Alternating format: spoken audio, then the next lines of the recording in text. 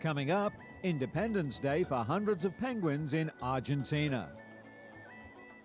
Science brings the Argali sheep back from the brink. A baby rhino wanders out of the Kalahari Desert all alone. Old MacDonald never imagined a farm like this before.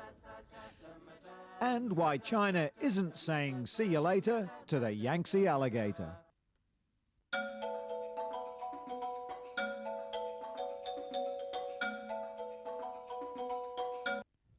Many visitors come to Australia for its stunning barren landscapes lying bare under the scorching sun. Others, like the Australians themselves, prefer surfing and water sports. But few think of coming here for a sport usually associated with cold, mountainous regions like the European Alps, Canada or Alaska. So it may come as a surprise to some to find that dog sledding is a popular sport down under, proving that the country has more to offer than just cities, deserts and beaches. Originating with the Inuit people of Alaska, dog sledding involves up to 6 huskies who run around pulling a sled. The Australian version lasts for around 3 months during winter, when temperatures are low enough for the dogs to compete. Most of the races are run on dirt forest roads with sleds on wheels, but once a year competitors have the opportunity to do the real thing and sled on snow. Although Australia's dog sledders are probably the world's best sledders on wheels, their lack of experience on snow makes for a potentially bruising weekend. While these Aussie sledding aficionados are the first to admit their limitations, they say they're happy to keep coming back because their dogs just have an absolute ball in the snow. Races are run over sprint courses of 4 to 15 kilometres, medium distances of 20 kilometres and overnight long-distance events of 40 to 60 kilometres, both on dirt tracks or through the snow. The dogs used in races in Australia include Siberian and Alaskan Huskies as well as Alaskan Malamutes. While the Siberian Huskies and Malamutes are pure breeds, Alaskan Huskies are crossbred. However, all 3 breeds are friendly, gentle and above all, they love to run. They also have a natural slow metabolism, which means they can keep up a good pace all day.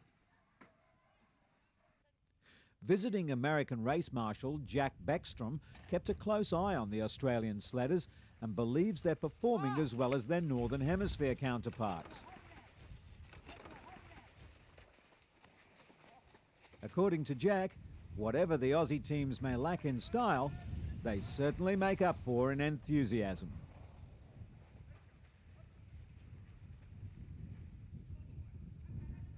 It was Independence Day for hundreds of penguins returned to the wild in Argentina.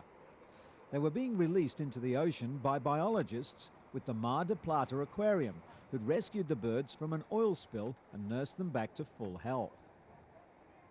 Normally, the scientists rescue 300 penguins a year, but the spill was so bad that at one point they had to look after 200 of the helpless little black and white birds in a single week. The rescuers looked on as all 200 freed penguins quickly waddled their way to the water's edge. Mar del Plata aquarium biologist Karen Griot said the birds were originally migrating south when they swam through the spill off the Argentine coast. She also said that while the outcome was quite good in this instance, it should serve as a warning to everyone that many animals can be hurt by a single person's irresponsibility.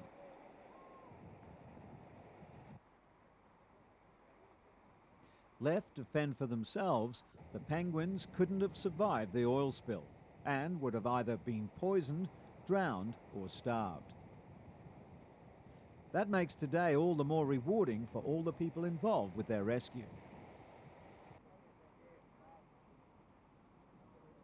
Now cleaned, cared for and released, it's hoped that these little guys will safely continue their interrupted journey south.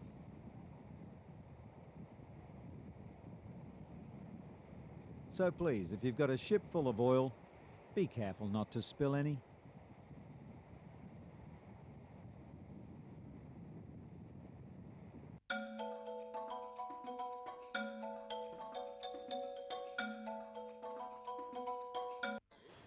3 baby lions at a Berlin zoo had the unique chance to meet the public for the first time since they were born.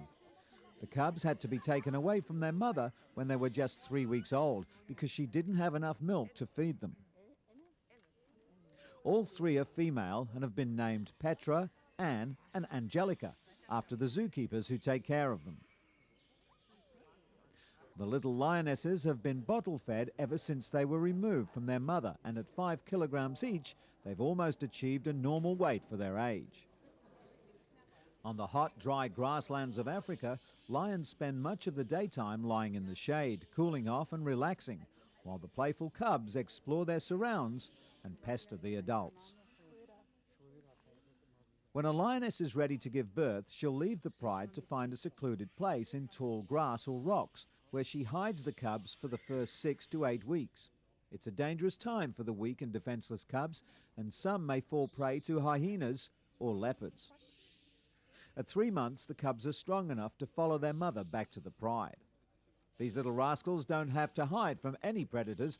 By the time their baby spots begin to fade at 3 months of age, they'll be back with their mother and the rest of the zoo's pride. But for now, it's back into their basket for a much-needed nap. Believe it or not, around the corner in the very next enclosure of the very same Berlin Zoo, 3 jaguar cubs are making their first public appearance just 1 month after they were born. The 3 jaguar babies, which have yet to be named, are the offspring of 9-year-old jaguar mother Jackie. It's not the first time Austrian-born Jackie has given birth to a litter, and the experienced mother is doing a great job with her new cubs.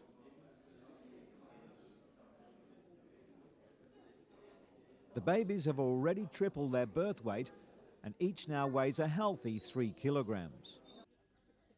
Born blind after a gestation period of around 100 days, the cubs begin exploring the world outside their den at around 2 weeks, once their eyes have opened. Jaguars are an endangered species. Estimates indicate that only 10,000 still exist in the wild. However, their numbers are decreasing rapidly due to deforestation and poaching, and in many areas, they're near extinction. This basket of babies brings us one step closer to ensuring the survival of their species. For the first time, a rare Central Asian sheep species has been born from a surrogate sheep. Scientists in Kazakhstan and their international partners who helped make the birth possible have welcomed their young bouncing bundle of wool as the first step in boosting the population of the endangered Karganda argali species. Though the proud Kazakhstan argali runs freely and safely in the Almaty Zoo, it's been hunted down and driven near to extinction. Dr. Atyomart Mutsamardiov from the Kazakhstan Institute of Zoology and Genofund of Animals has joined forces with doctors in Austria, France and Russia to transfer argali embryos into regular sheep. The procedure allows argali sheep to reproduce more quickly and give birth to a greater amount of children. Some types of argali have already disappeared, while the researchers have spent years working on this program. The first argali born to a regular sheep lives in the Almaty Zoo. It's a little boy named Marzan, which means pearl in the Kazakh language. The scientists and zookeepers have kept a careful eye on the first argali born to a regular sheep, and he's kept a careful eye on his surrogate mother as she watches over her argali baby. According to Karen Bekolov, head keeper for the sheep, his staff have observed that the new argali seems to be growing faster and healthier than other argali sheep who live with their natural parents. It's great news for the scientists and conservation workers who choose to take an innovative and desperate approach to saving this species. Bekolov adds that the young sheep looks and behaves just like any other regular argali.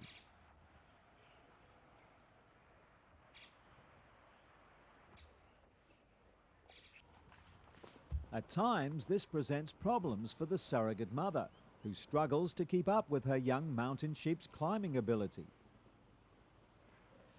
But it's one of the best indications that the Kazakh scientists and their partners have found a method to help bring back the argali sheep to their mountainsides.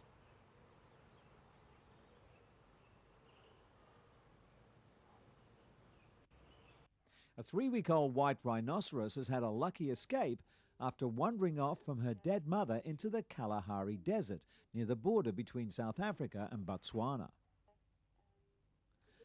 After an horrendous 12-hour journey from the Kalahari to Pretoria in a cold and dark trailer, baby Carly was not in the best shape. According to veterinarians from Wildcare who rescued her, it's a miracle that she survived at all. Normally, rhino as young as Carly are strong enough to seriously injure human beings, but this fragile infant has pneumonia, a very congested left lung, and diarrhea. There's a lot more chance of her collapsing at this point than harming anyone. The white rhino is the second largest land mammal on Earth. It's not really white, but grey in colour. It's also highly prized by poachers. In Yemen, its horn is valued as a status symbol and used for dagger handles. In the Far East, the horn is ground up and used in traditional medicine. The powder is particularly valued as an aphrodisiac. About 10,000 white rhino remain in the world. Most of them are in South Africa, where authorities have fought to protect them from extinction. Carly's health is slowly improving, and she's already found a playmate, a 3-month-old female named Kayla. Both baby rhinos were desperate for a bond to replace the one they lost with their mothers. When they're strong enough to take care of themselves, they'll be released to make their own way through the wilderness. Residents at a beachside suburb of Perth in Western Australia awoke to find a southern Atlantic fur seal sleeping contentedly on their footpath. Wildlife experts called in to check on the unexpected visitor and said she appeared to have wandered up from the nearby beach, dodging early morning traffic before deciding to have a bit of a rest. Although not pleased at being disturbed, after a bit of gentle prodding, the reluctant seal seemed to decide a return to the beach was the best of her available options. The seal seemed unaffected by her adventure and was soon heading towards the colder waters of the Indian Ocean.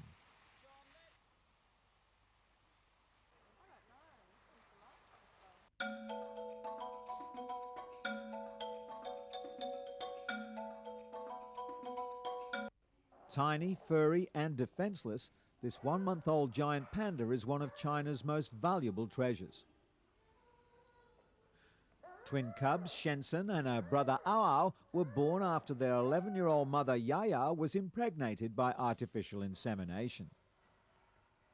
The announcement, which was made on state television, said that the identity of the father remained a mystery and added that the cubs weighed around 185 grams each. The cubs themselves are a vital part of China's efforts to save one of the world's rarest animals.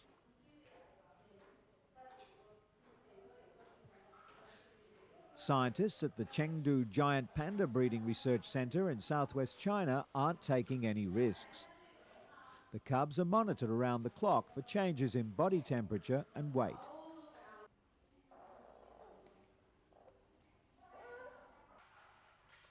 The newborns were taken from their mother at birth, but now that they're a little older, they're returned to suckle Yaya's milk, one at a time. Twin panda cubs are often separated from their mother for fear she'll not be able to care for two at the same time and might accidentally crush one. Since the first artificially conceived cub in 1963, 210 have been born in China and 20 overseas. Most cubs are born as a result of artificial fertilization, but research is also underway to create test tube pandas and clone pandas using black pandas and bears as surrogate mothers. At present, the centre breeds an average of 6 pandas each year, but even if they could double that rate, pandas would still need more help. They have a naturally low birth rate, and most refuse to mate in captivity. Even in the wild, scientists estimate that females give birth only once every 2 1/3 years. However, more important than breeding, the main cause of the giant's panda decline is the rapid destruction of the bamboo forests and human encroachment. The most recent survey this year shows that only around 1,000 pandas survive in the wild, half of the 1988 population. Scientists in Wolong are hoping that a pilot project to return young pandas to China's remote forests will help increase the wild panda numbers. These pandas have only ever had contact with humans in this reservation, so they'll have to be trained to recognize a friend from a foe, and even what food they can eat in the wild. The rest will be up to them. Vets in Thailand are turning to acupuncture to relieve their patients' pain. It's not the first time the ancient Chinese therapy has been used on animals, but it seems more pet owners are now willing to let their cats and dogs undergo the treatment. Coco is 13 years old, and he's one unhappy puppy. He suffers from a condition which causes calcium to deposit along his spine, leaving him in extreme pain and unable to walk or lie properly. Conventional drugs have been unable to help Coco, so he's now undergoing acupuncture. The ancient Chinese therapy involves thin needles being inserted into the skin at particular pressure points in the body to relieve chronic pain, stress, and some say even promote healing of organs. Bangkok vet Krongtong Oravirakol has been using acupuncture on pets for several years and says for animals like Coco it's the best treatment. While the animal may experience some initial pain when the needles are being inserted, once they're in place, they actually stimulate the brain to release pain-relieving chemicals into the body. Krongtong has treated about 77 cats and dogs with the therapy and says most show some signs of improvement, with 20% having fully recovered from their ailments. Many universities in America and Australia now teach acupuncture as part of the curriculum for students training to be vets. Krongtong said it used to be hard to talk pet owners into letting her use the ancient technique on their animals, but now more people are willing to turn their pets into pincushions to try and help them. At the moment, it's mainly cats and dogs that are treated with acupuncture, but it can be used on all sorts of animals to ease pain and heal injuries. Ostriches live in the open, arid country of Central and East Africa. Yet they thrive in countries all over the world, like this 27,000-hectare ranch in Chile. A large male ostrich stands 8 feet tall and weighs over 300 pounds. He has an all-black body with white tail and long wing plumes. The female is somewhat smaller and is an all-over greyish colour. Largest of all living birds, the ostrich is a member of the ratite family, which means flightless bird.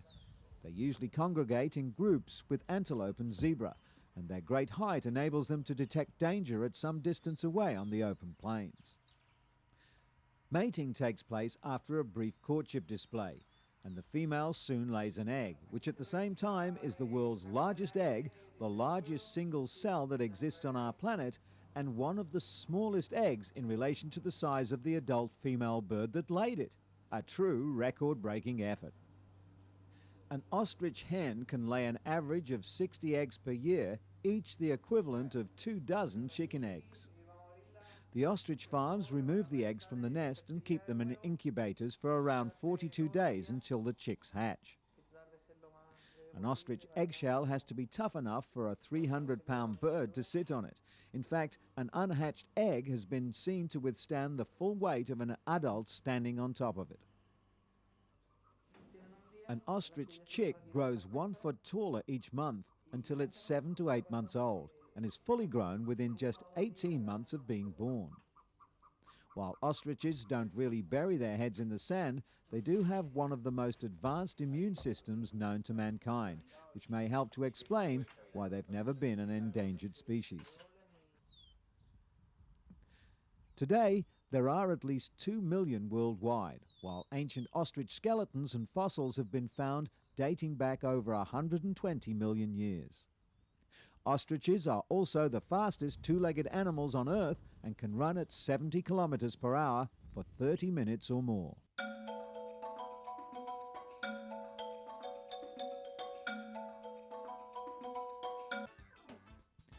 Regarded by the Chinese as a living fossil because it's lived on Earth for 230 million years, the Chinese Yangtze alligator used to top China's list of endangered species in the late 1970s.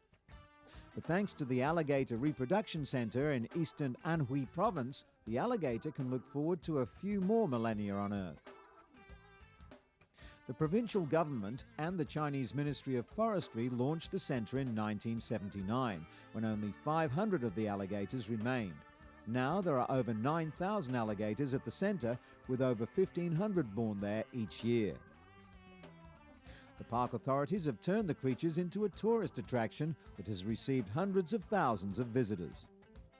But as the alligators thrive in the park, the numbers in the wild have dropped from 200 to just 100 individuals.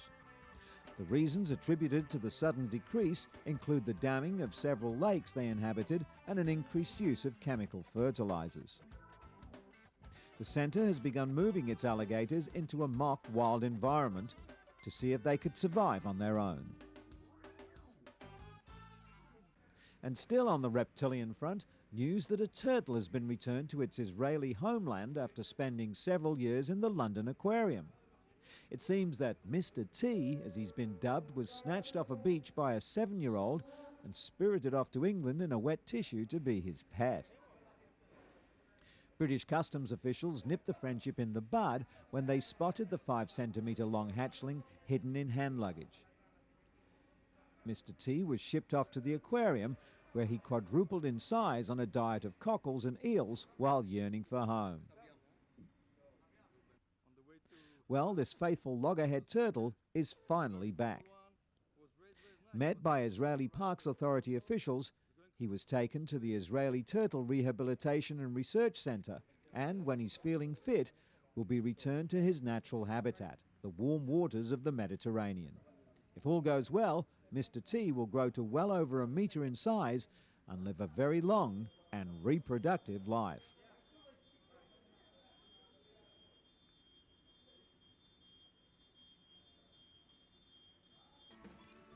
Finally, an Australian zoo has been showing off the latest member of its animal family, a baby gorilla called Mbaili. The ape was born on Valentine's Day and is the 3rd gorilla to be born at Taronga Zoo as part of an international breeding program to save the endangered species. There are about 40,000 gorillas living in the wild and less than 600 in captivity around the world. Taronga Zoo in Sydney is one of several zoos which have been trying to breed the endangered species. There are many difficulties involved with breeding gorillas, but Taronga must have a secret formula with the birth of their 3rd healthy baby. The name Mbaili means African fantasy. Zoo staff say Mbaili is doing very well and has been getting on with daily life, feeding and sleeping close to her mother at all times. Taronga is home to 10 other gorillas. All of them belong to the western lowland species. That's been Animalia. We'll see you next time. Bye now.